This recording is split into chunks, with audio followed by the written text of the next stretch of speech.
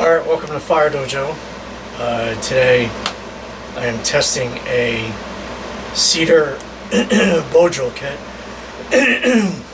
that's going to be going out to somebody. So this is a kind of hearthboard that I'm not making anymore. I make a larger one, it's wider. So I'm kind of just giving this one out. So this space here is designed to hold the handhold. Here's a handhold. These happen to be made out of zebra wood, which is an exotic hardwood. Okay. Now, when I make my handholds, the socket is off center. So the reason why is you put your fingers all the way around the top of it, and the spindle should be straight on top of your wrist area, the lower part of your palm here. Because when you push down, you don't want it pushing up here near your fingers. You want it directly underneath your arm there, so that it's straight. Okay, because you want the pressure to go directly down to the spindle and not from your fingers. So that's why it's off center. So the hearthboard is made out of incense cedar, and 3 of the spindles are, but these are made out of western red cedar, because this is all the incense cedar that I had. They're both different species, even though they're called cedar. Western red cedar is Thuja plicata, but the incense cedar is Calocedrus decurrens. Okay, so they're different species. The bow, I've had this for a good number of years. This was a piece of blueberry taken from the Tracker School primitive camp down in South Jersey, and I've had it all these years, and so this is going to go out too.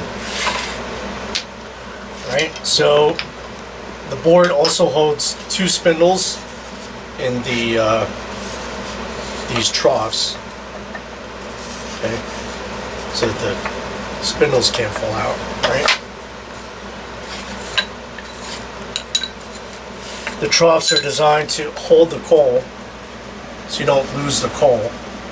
It's automatically there, so you don't have to put something under the board. Okay. Alright, so let's test this out. So, I had tested it earlier, but my son at the time wasn't around. So we're going to video another test right now. Alright. Now I already got the bow to where when you put tension on the bow, it bends the bow. So the bow keeps tension on the string. Okay. So there's much less chance of the string snapping because all the tension is in the wood itself. Okay. Plus, this is a very, very, very soft wood, right? So I only need one wrap around, unlike things like the Egyptian drill and such. So let's see. I'm going to continue this row here. All right, so I already fixed the bottom of this spindle. So what I'm going to do is, what should I do? Yeah, I'll just do this here. So I'm going to do a new one here. You can see this one hasn't been used. And this was used, but I fixed the bottom. So again, 3 things have to happen, right? It has to, 1, mate together. 2, it has to warm up and make dust. And 3, it has to ignite. Okay, so we're going to do that. Now the thing about really, really soft woods is you don't need a ton of pressure. Just be nice and steady with your speed and the rotations. Go from end to end on the bow with the stroke so you get maximum amount of rotations. You don't have to go super fast, but you just have to have a nice steady pace. All right.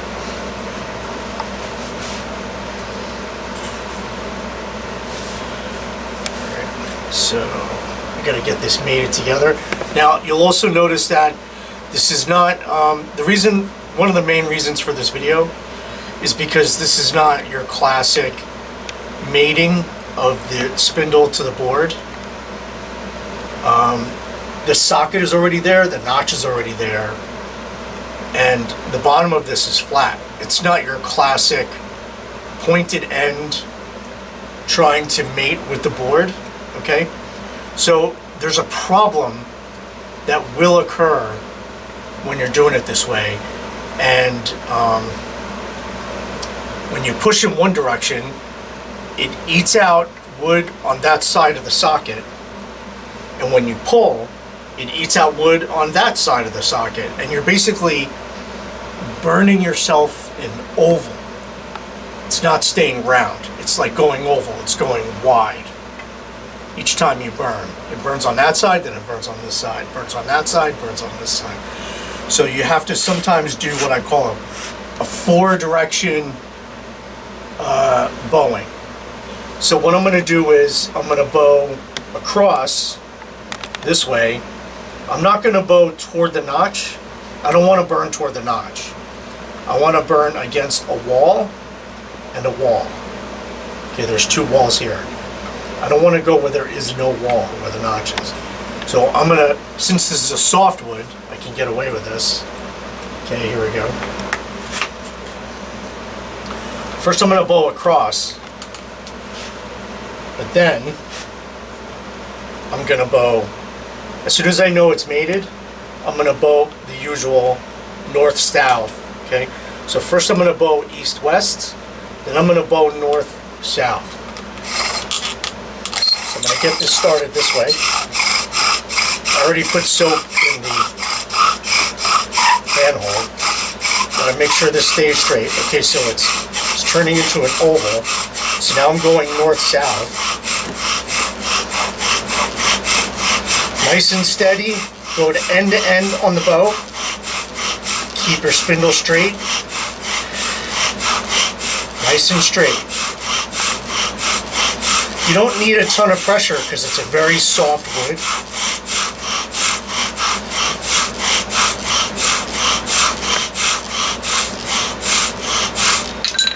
Let's have a look, shall we?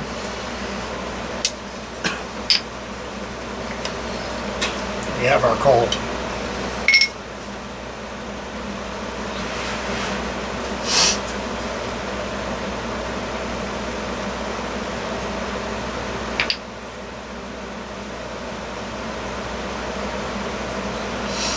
So why is there a hole in the spindle? Why is there, it's called a lumen. Why is there a lumen in the bottom of the spindle? The fastest part of the spindle spins on the outside. The slowest part of the spindle spins in the center. The center actually slows everything down. And because it's burning less, because it's burning slower,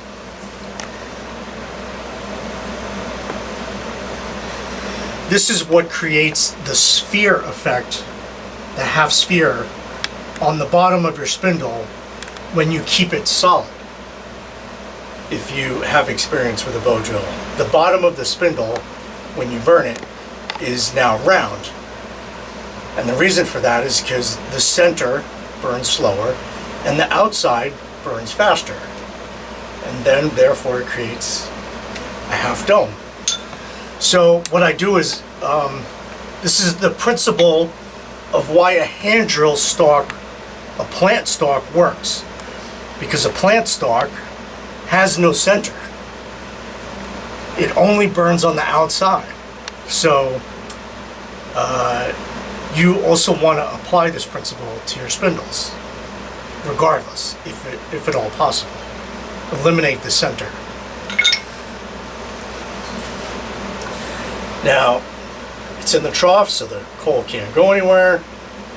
It helps protect it from wind.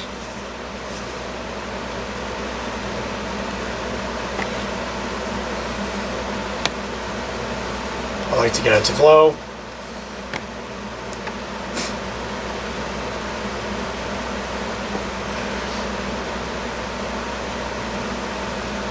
It's a big, fat coal.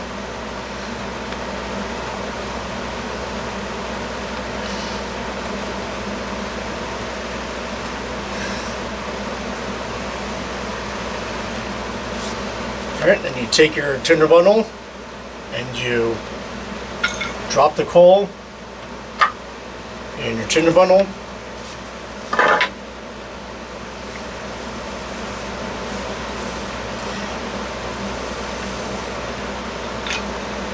And there you go.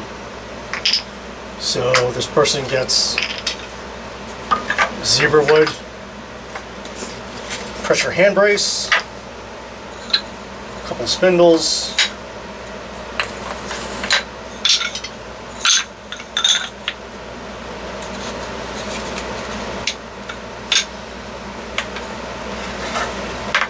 blueberry bow from the Pine Barrens, all cedar sets, an extra pressure hand brace, and there you go. So, and then what you want to do is pop out these centers carefully with your knife. And then if you want, these two here that I used, they have two more, they have another try in each one of them. So I would say each one of these sockets, if you do them correctly, each have 2 tries in them. So we should be good to go. Alright, that's it for now. Thanks for watching.